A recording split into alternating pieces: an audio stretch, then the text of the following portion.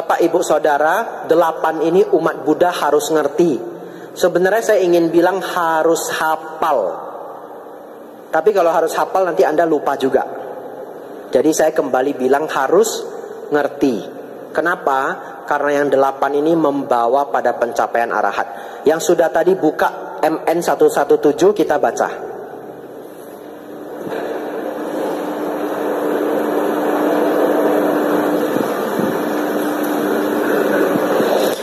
Semuanya pegang, kita baca bersama Bapak Ibu supaya semangat ya.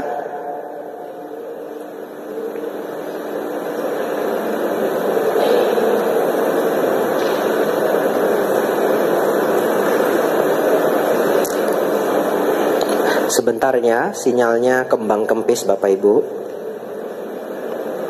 Jangan lupa kesabaran adalah tapa tertinggi.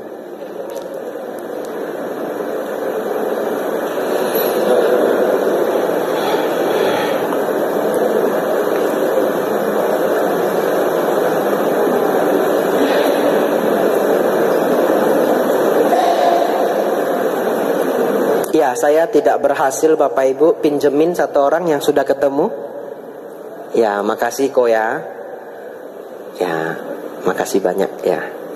Baik, Bapak Ibu Saudara, kita baca bersama 2 paragraf aja. Ya, semuanya baca supaya nggak ngantuk. 1, 2, 3. Demikianlah yang kudengar. Pada suatu ketika Sang Bagawa sedang menetap di Sawati di hutan Jeta, Taman Anatha Pindika. Di sana beliau memanggil para biku sebagai berikut. Para biku yang mulia, mereka menjawab Sang Bagawa, berkata sebagai berikut.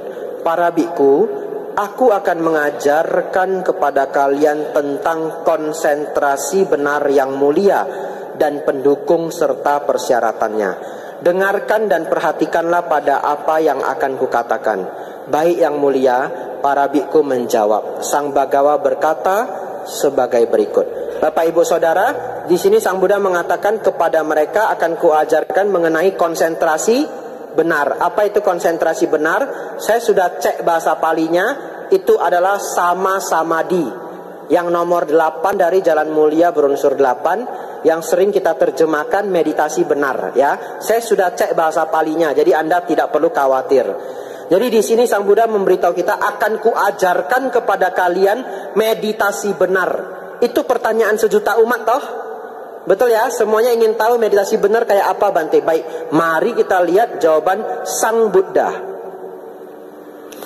Apakah para biku meditasi benar yang mulia dengan pendukung serta persyaratannya, yaitu pandangan benar, kehendak benar, ucapan benar, perbuatan benar, penghidupan benar, usaha benar, dan perhatian benar. Keterpusatan pikiran yang dilengkapi dengan 7 faktor ini disebut meditasi benar yang mulia dengan pendukung serta pelengkapnya. Lanjut, pandangan. Di sana para biku, pandangan benar muncul dalam urutan pertama. Dan bagaimana pandangan benar muncul pada dalam urutan pertama? Seseorang memahami pandangan salah sebagai pandangan salah, pandangan benar sebagai pandangan benar ya. Kalau kita baca nanti ini, itu kembali pada pandangan benar adalah 3 hal. Memahami baik dan buruk, memahami hukum kamawipaka, memahami 4 kebenaran mulia. Bapak Ibu Saudara, ini terima kasih kok. Saya balikin ya. Ya, cie-cie. Ya. Ini kan jawaban Sang Buddha. Apa meditasi benar Bapak Ibu? Meditasi yang disertai 7 faktor pendukung di bawahnya. Ingat Bapak Ibu ya. Jadi ini menjawab pertanyaan klasik Bapak Ibu semua. Kalau Bapak Ibu mau meditasinya benar bagaimana? Ikut kelas ini 4 hari.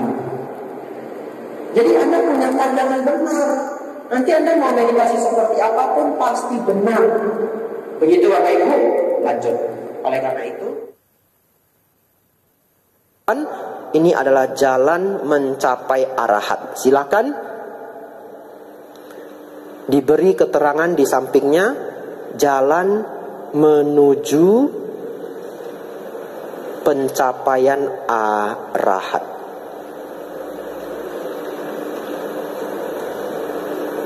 Baik Bapak Ibu Saudara, Kebenaran mulia yang keempat, jalan menuju lenyapnya penderitaan. Dukkha nirodha gamini patipada. Dan jalan ini adalah jalan mulia berunsur 8. Arya Athanggika Magga. Ada 8 Bapak Ibu. Tolong Bapak Ibu kasih garis di bawah nomor 5. Jadi 1 sampai 5, 6 sampai 8. Dipisah 2 kelompok Bapak Ibu ya. Apa maksudnya? 1 sampai 5 ini hidup benar.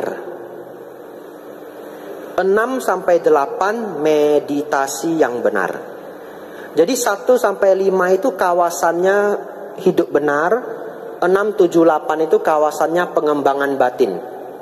Meditasi itu bahasa Yunani Bapak Ibu, artinya perenungan. Sang Buddha tidak pakai kata meditasi.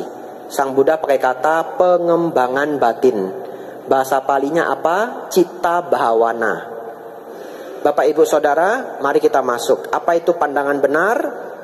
Memahami 3 hal.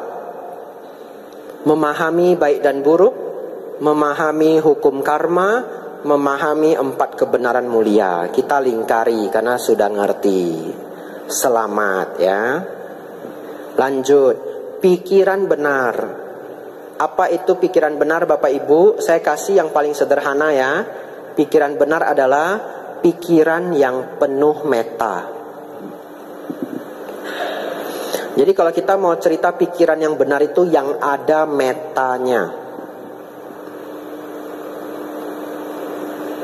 Kalau yang ada metanya, kemarahan masuk? Enggak. Keserakahan masuk? Tidak. Ego masuk? Enggak. Ya, kalau ada pun sedikit, ya, ego kalau ada pun sedikit, tapi metta itu hadir di dalam pikiran kita. Jadi begitu Bapak Ibu berpikir mau menyakiti makhluk lain, Anda tidak ada metta, pikiran Anda keliru. Jadi daripada penjelasan yang rumit, saya ambil penjelasan yang paling gampang ini meliputi semuanya. Pikiran yang benar seperti apa? Yang penuh metta. Kok bisa penuh metta Bante? Karena sudah baik, paham hukum karma, paham 4 kebenaran mulia. Cirinya jadi metta. Lanjut, ucapan benar. Nah, pikiran selesai, lingkerin.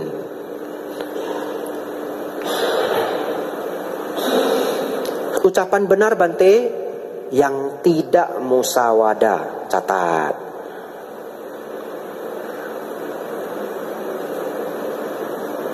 Ya, tidak musawada. Tidak musawada itu apa Bante? Hafal Bapak Ibu ya.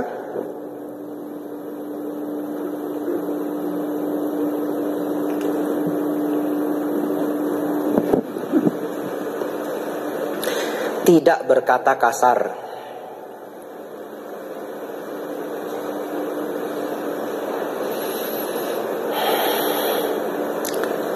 Tidak berbohong. Garis miring, menipu.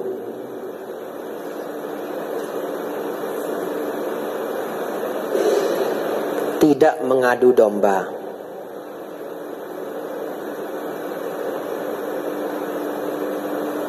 Empat, tidak gosip yang buruk.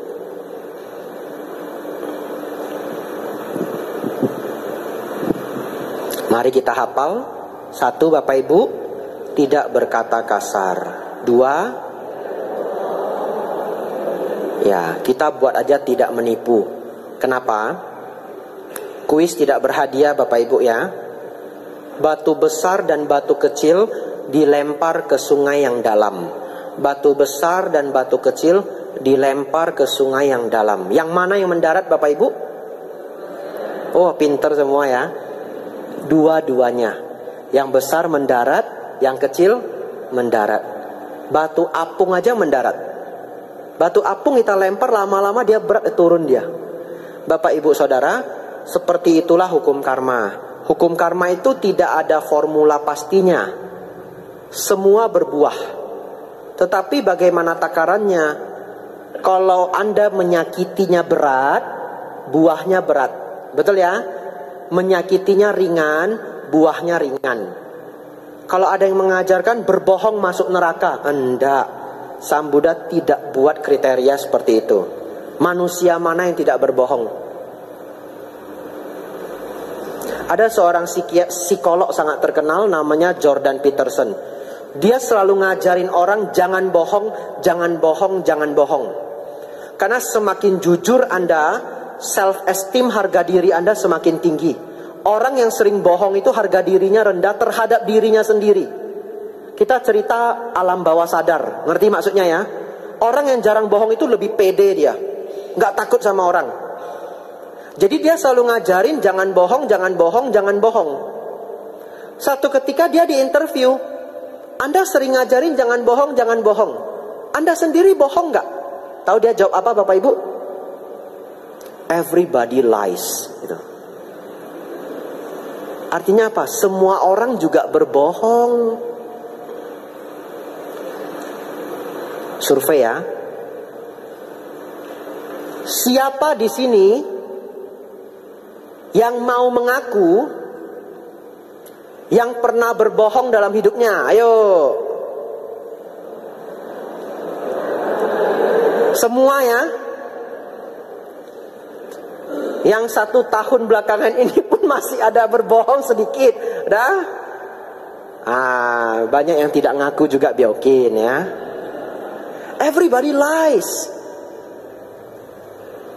Oleh karena itu, Anda harus paham hukum karma. Berbohong kecil, karmanya kecil. Berbohong besar, karmanya besar. Waktu saya kecil diajarin bohong Bapak Ibu. Ada preman ketuk pintu minta uang. Mama bilang apa? Kak Ikong dek mama boti. Kan gitu ya. Pinter saya. Datang. Bang, mama nggak ada. Beneran. Beneran. Nggak ada. Pinter saya. Nggak ada. Nanti saya balik. Jinggau. Nah itu. Coba kalau yang IQ-nya kurang. Datang dia. Mama mana? Kata mama nggak ada. Itu. Pulang balik kena pukul lah ya. Kiak kotor ya. Nah itu. Everybody lies Bapak Ibu ya. Tapi saya bukan ngajarin Bapak Ibu bohong ya. Harus hati-hati ya. Artinya apa? Jangan berbohong. Tetapi Anda tahu kebohongan kecil menghasilkan kecil, kebohongan besar menghasilkan besar. Kalau Anda tanya saya, jadi Bante, kami bohong demi kebaikan boleh enggak? Betul ya? White lies, bohong putih. Bante, bohong untuk kebaikan boleh enggak? Seorang biku hanya bisa menjawab satu hal. Berbohong itu tidak baik, Bu. Udah. Karena biku, ngerti enggak? Bante, anak saya bandel, terpaksa saya bohongin supaya dia mau datang ke wihara. Ini itu. Tapi kan akhirnya dia datang ke wihara, Bante, sekarang jadi baik. Saya benar atau salah, Bante? Saya biku Bapak Ibu, pakai jubah. Jawaban saya hanya boleh satu, ngerti? Berbohong itu tidak baik. Tapi Anda sukses melakukannya, hasilnya baik, ya Anda dapat hasilnya. Betul ya? Ada karma buruknya enggak? Ada sedikit ya. Dulu saya dibohongi juga. Mau ujian teman saya datang ke rumah saya. Mama saya bilang dia sakit atau apalah. Teman saya pulang. Terus saya tanya mama saya, "Mak, kowe pengen ulai bo? Mana ulayah?" Mana ulang layah? Tapi saya sudah janji sama teman saya. Setelah lama-lama saya cek, ternyata kalau saya mau dekat ujian, mama saya bohong. Bohong ke saya, bohong ke dia. Karma buruk berbuah enggak? Berbuah. Apa karma buruk mama saya, Bapak Ibu? Kepercayaan saya berkurang. Jadi sampai saya pernah Bapak Ibu mau ujian, Bapak Ibu tahu saya belajarnya di mana? Di depan pagar. Tanwai ping iulai. Beneran. Teman saya datang naik sepeda, kita baca buku bareng gitu. Ya, baik. Jadi semua karma buruk tetap berbuah. Yang jahat berbuah banyak. Ya, sedikit berbuah sedikit. Anda bijaksana dalam kehidupan. Bapak Ibu Saudara, 4 hal. Jangan kata kasar, jangan nipu atau bohong yang merugikan orang lain, jangan mengadu domba. Ini ingat ya, umat Buddha jangan mengadu domba ya. Temen kalau curhat tolong ya, jangan ditambahin kompor ya, kasihan ya, hidupnya sudah rumit. Anda tambahin kompor lagi, nanti dia lompat ke sungai Bapak Ibu. Ya, kasihan dia. Yang keempat, jangan gosip yang buruk. Hafal, sengaja saya ulang-ulang karena jaga ucapan sangat sulit. Ya, jaga ucapan itu sangat-sangat sulit. Lanjut. Penghidupan perbuatan benar yang tidak melanggar 5 sila.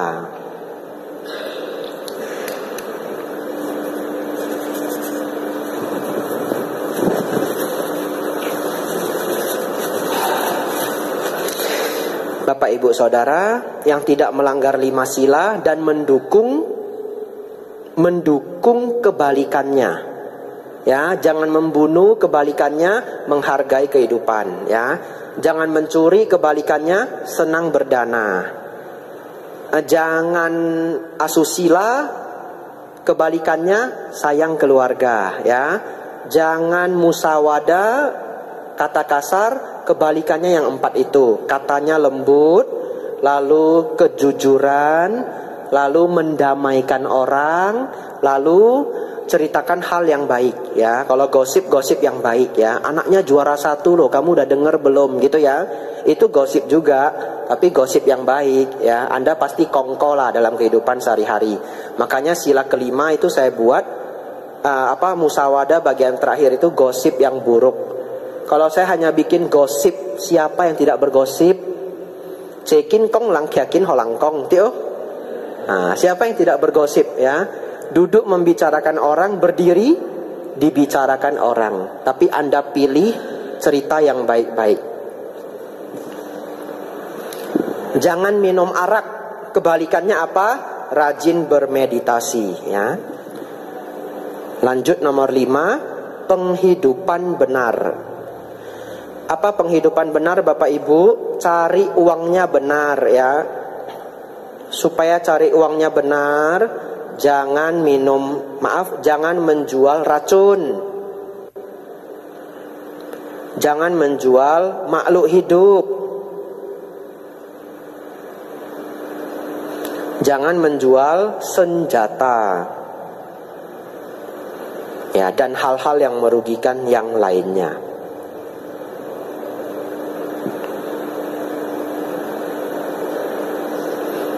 Nomor 6 Bapak Ibu, ini sudah masuk pengembangan batin ya. Catat Bapak Ibu, usaha benar adalah mengusahakan. Pikiran buruk yang belum muncul, diusahakan tidak muncul. Pikiran buruk yang telah muncul, dilenyapkan. Pikiran baik yang belum muncul dimunculkan. Pikiran baik yang telah muncul dikembangkan. Saya ulang pelan-pelan ya. Pikiran buruk yang belum muncul diusahakan tidak muncul. Pikiran buruk yang sudah ada dilenyapkan. Pikiran baik yang belum muncul diusahakan agar muncul. Pikiran baik yang telah muncul dikembangkan. Yang buruk apa Bante? Dosa, loba, moha, dan turunan-turunannya. Yang baik apa Bante? Meta, karuna, mudita, upekha. Ya, yang tidak ngerti catat aja, nanti tanya Mbah Google ya. Karena kita tidak sempat menjelaskan itu. Atau nanti lihat besok-besok ya. Meta, karuna, mudita, upekha. Saya terjemahkan. cinta kasih, belas kasih, metta itu cinta kasih, karuna itu belas kasih, mudita itu apresiasi, dalam kurung ikut berbahagia atas kebahagiaan orang lain. UPK adalah ketenang seimbangan, ya. Jadi Bapak Ibu Saudara, nomor 6 ini sudah masuk cita bawana, pengembangan batin. Jadi Bapak Ibu Saudara, sesungguhnya ketika kita muncul kemarahan, kita berusaha menguranginya, itu pun sudah cita bawana. Ya, Anda sudah ngembangin batin. Kalau meditasi itu kan bahasa Yunani, tapi sekarang kita udah cukup teracak-acak kata-katanya itu. Ya, jadi kita kembali pakai Pali saja. Pengembangan batin itu 6, 7, 8. Dimulai dari 6, ya. Bapak Ibu muncul kemarahan, gosok dada, sok leola, ya. Sudahlah. Itu Bapak Ibu sudah pengembangan batin. Itu tahap awal bermeditasi. Kalau mau pakai kata meditasi, betul? Karena meditasi bahasa Yunani. Kalau mau pakai kata meditasi karena sudah familiar, ya ini tahap awal meditasi. Keserakahan muncul dikurangin, ya. Gimana nguranginnya? Ucele pun holeola, ya. Ucele pun holeola. Ada yang ini aja pun sudah baik. Kalau ada lebih ya bonus, ya. Seperti ini pun sudah baik. Kalau ada lebih ya bonus, ya. Itu Bapak Ibu harus hafal, usaha benar. Buruk belum muncul, diusahakan tidak muncul. Buruk sudah ada, dilenyapkan.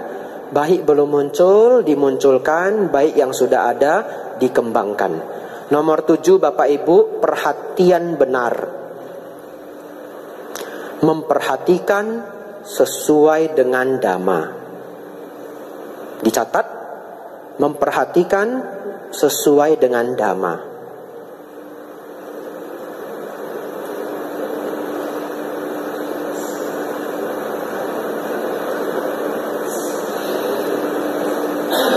Dalam kurung anicca, dukkha, anatta. Ya. Jadi Bapak Ibu Saudara, sesungguhnya kapanpun Anda merenungkan dhamma, Anda sedang praktek yang nomor 7 ini. Saya ulangi, kapanpun Anda merenungkan dhamma, Anda sedang praktek yang nomor 7 ini. Dari tahap yang awal sampai tahap yang tinggi. Tahap yang awal apa Bante? Contoh, ada teman kita sakit masuk rumah sakit. Apa pemikiran kita? Ya demikianlah hidup. Namanya manusia. Sakit tua dan mati. Kehidupan itu anicca. Anda sudah latihan yang nomor 7 ini. Di tahap awal.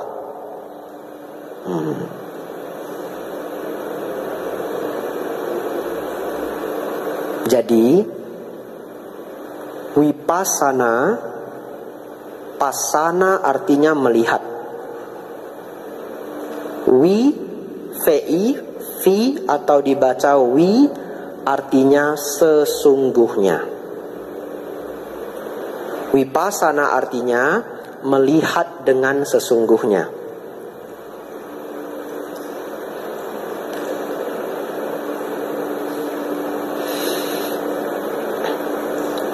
Kapanpun kita melihat anicca, dukkha, anatta, di sana kita praktek vipassana. Dari tahap awal sampai tahap lanjut. Yang tidak setuju dengan saya, fokus. Gak apa-apa. Kan saya senang kalau Anda tidak setuju dengan saya. Nanti kan kalau kita sudah jelaskan, setuju juga. Begitu ya. Makin tidak setuju, makin fokus. Cara mencapai tingkat kesucian itu 2. Samatha dan vipassana. Samatha ini nomor 8 Bapak Ibu. Ditulis samatha nomor 8. Sama samadhi, ya. Jadi meditasi benar itu secara sutta adalah meditasi, atau nomor 8 ini kan meditasi itu bahasa Yunani ya. Kita pakai Pali ya, samadhi ya, kita pakai Pali. Samadhi benar adalah samadhi yang membawa pada jana 1, jana 2, jana 3, jana 4. Tidak ada arti yang lain. Sesuai sutta adalah 4 ini. Ya, saya sudah cross check dengan Bante Santacito juga. Ya, kalau bisa nanti saya cari sutanya, besok kita buka. Kan Anda punya HP, betul ya? Ya, ada juga sebenarnya di MN spasi 4, Baya Berawa Sutta. Di situ Sang Buddha menjelaskan jana 1, jana 2, jana 3, jana keempat. Tapi kan saya belum menjelaskan jana ya. Betul ya? Tidak apa-apa, pelan-pelan. Bapak Ibu Saudara, kalau ditanya orang, apa itu samadhi benar? Maka kita sudah punya 2 jawaban. Jawaban yang pertama adalah samadhi dengan 7 faktor di bawahnya, betul? Majjhima Nikaya 117, betul? Ya, pandangan benar sampai sati benar, pandangan benar sampai perhatian benar. Itu jawaban kita yang pertama.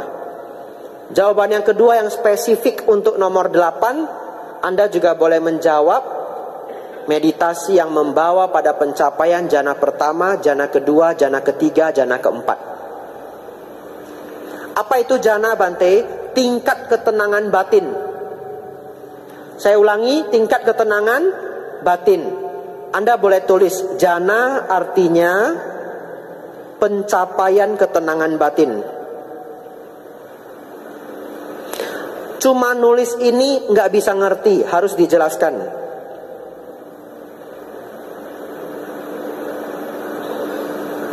Saya jelaskan singkat aja dulu karena sisa 5 menit.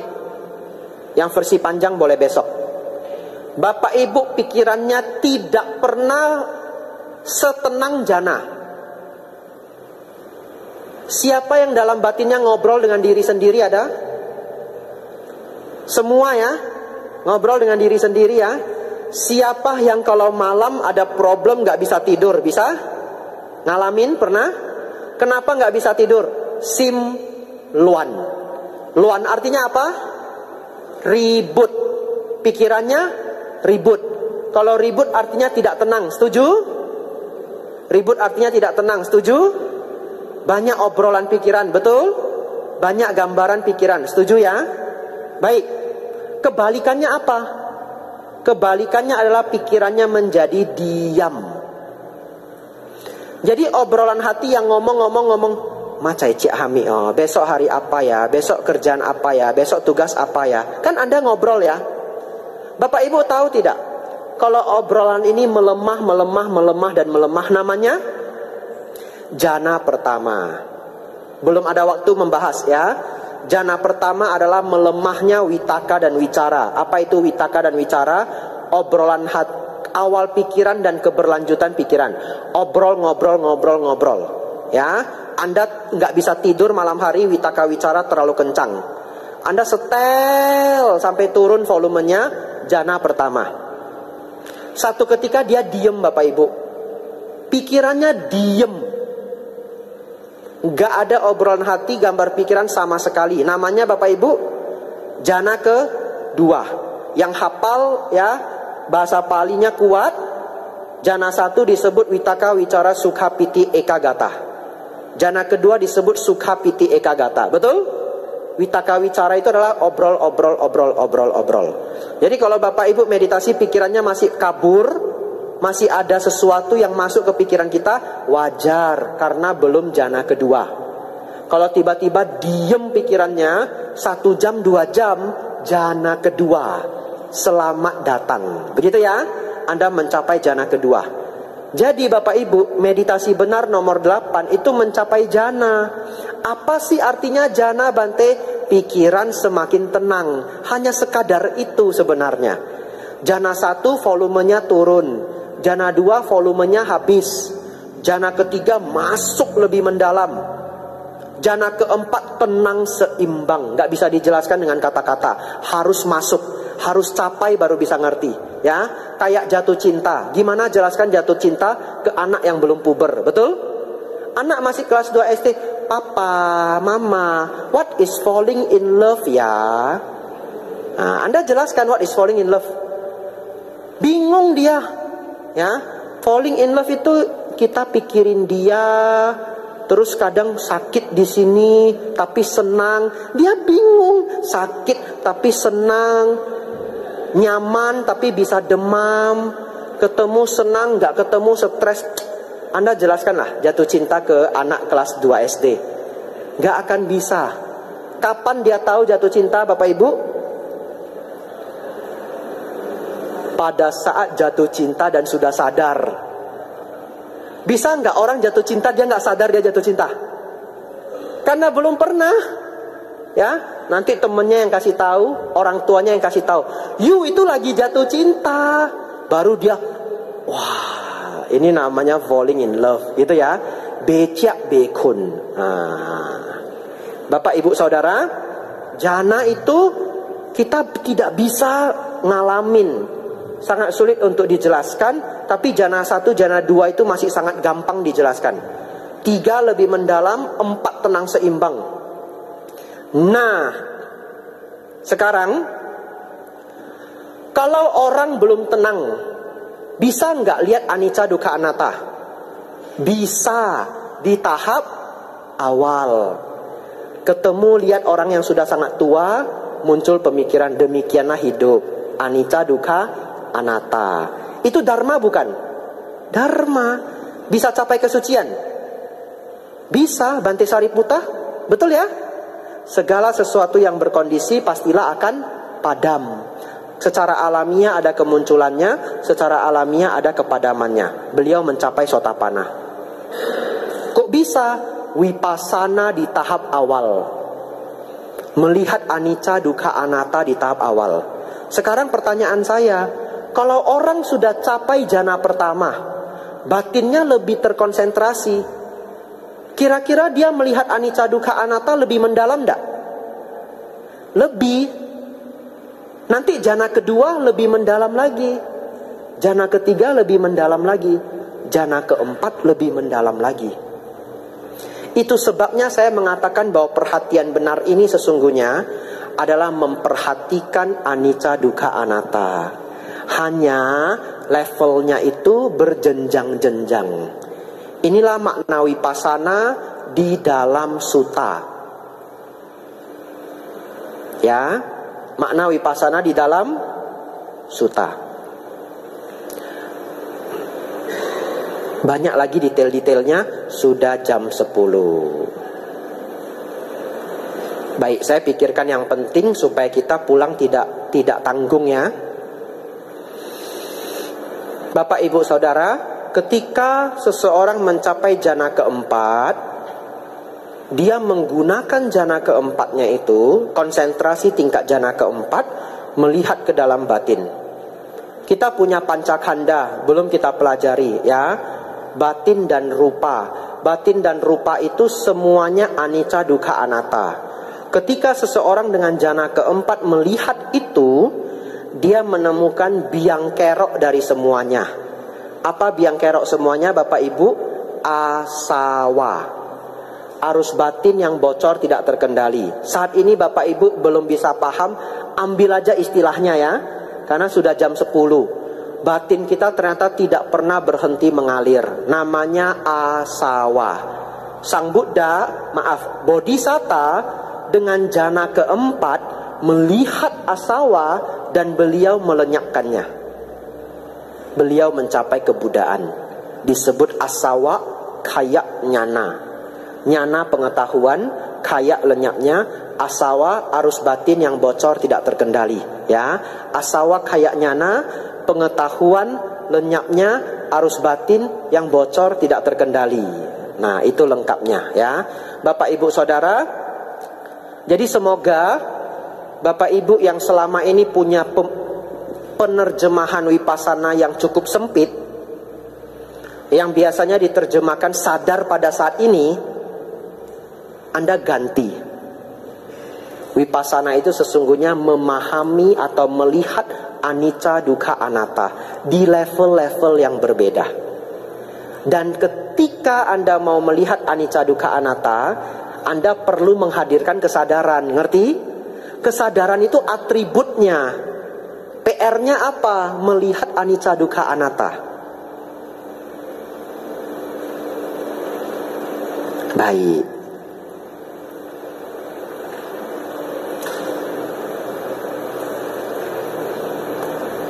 Tambah 5 menit boleh?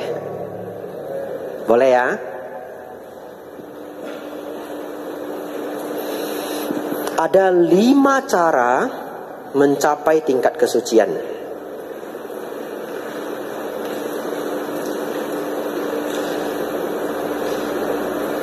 Satu, mendengarkan Dhamma. 2, merenungkan Dhamma. 3, mendiskusikan Dhamma. 4, mengajarkan Dhamma. 5, bermeditasi. Nomor 1, garis miring belajar Dhamma. Kenapa garis miring belajar Dhamma? Zaman Sang Buddha belum ada buku. Ya, Bapak Ibu Saudara, mari berjuang 5 menit terakhir. Ya, lebih kurang 5 menit terakhir. Ini beneran terakhir. Kita pulang setelah ini. Ya, saya minta semuanya 2 kali lipat lebih konsentrasi. Ya, karena sisa 5 watt. 5 watt kali 2, 10 watt lumayan lah. Ya, baik. Kalau saya mengatakan, Pak Bu, mendengarkan Dharma itu bagian dari Vipassana, tidak ada orang yang setuju.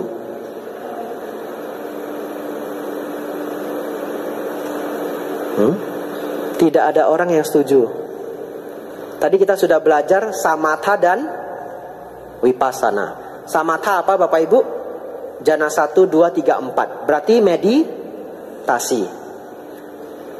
Mendengarkan Dharma bisa mencapai kesucian? Siapa coba jelaskan? Bante Sariputta, Bante Moggallana. 5 pertapa penyiksa diri, betul?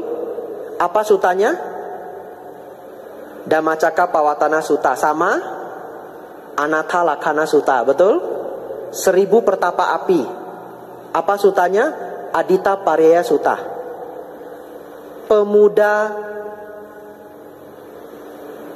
yang sangat terkenal mendengarkan Anupubikata, ajaran bertingkat. Siapa namanya? Dan temannya 60 Brahmana.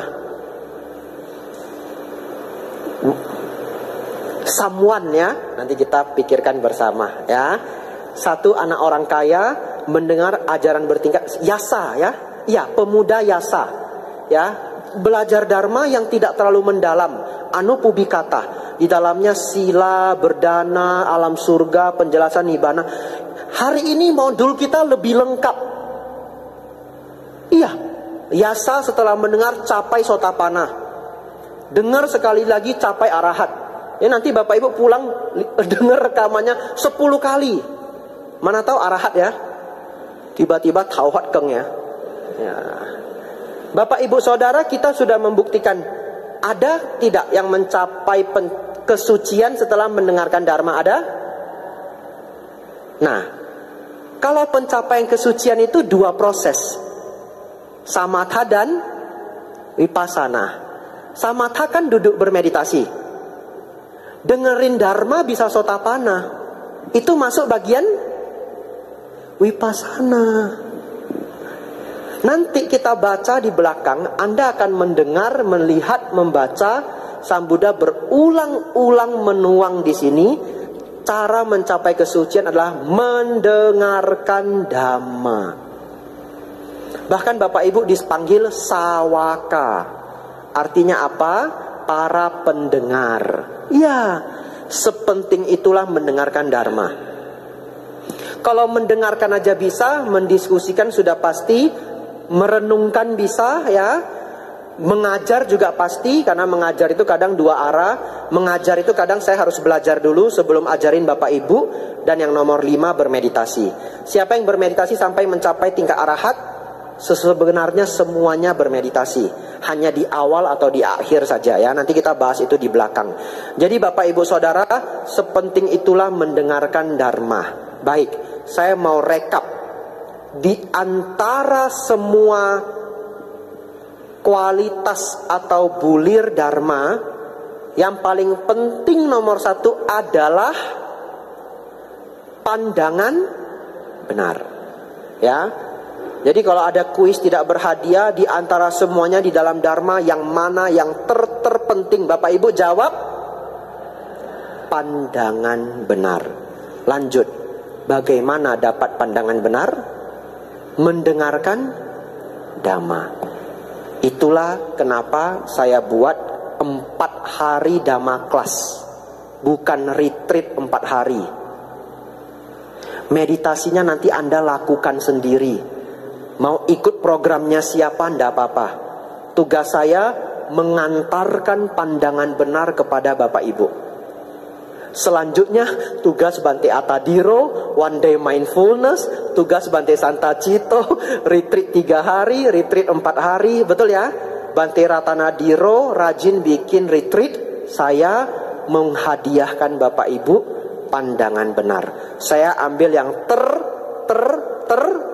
penting. Bapak Ibu tidak boleh miss ini ya. Bapak Ibu Saudara, agar memuaskan semuanya, Vipassana itu dimulai dari mendengarkan Dhamma, sehingga paham anicca, dukkha, anatta, dan semua dharma lainnya. Setelah itu melihat anicca, dukkha, anatta secara mendalam dalam kehidupan. Setelah itu melihat anicca, dukkha, anatta di dalam pancakanda. Nah itu sudah butuh duduk begini. Ngerti maksudnya? Nah inilah yang selama ini Bapak Ibu artikan sebagai Vipassana, sekadar meditasi. Tapi sebenarnya prosesnya itu step by step. Itu sudah duduk begini, melihat muncul dan tenggelamnya fenomena batin. Betul? Muncul tenggelam fenomena batin itu apa yang dilihat? Anicca, dukkha, anattanya batin. Betul ya? Dan terakhir melihat asawa. Memahami adalah asawa adalah sumber anicca, dukkha, anatta. Anda lenyapkan itu, lalu Anda mencapai nibbana. Jadi story-nya dari start sampai habis mengenai anicca, dukkha, anatta di level yang berbeda-beda. Terima kasih semuanya sudah ikutin sampai benar-benar habis. Jalan Mulia berunsur 8 ya.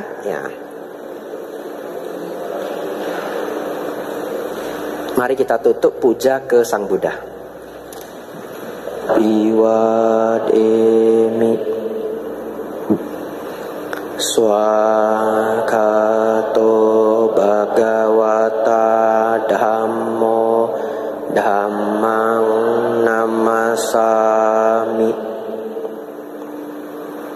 Supatipanno Bhagavato Sawaka Sangho Sanghang Namami. Sabe sata bawantu sukhitata. Semoga semua makhluk hidup berbahagia. Sadhu, sadhu.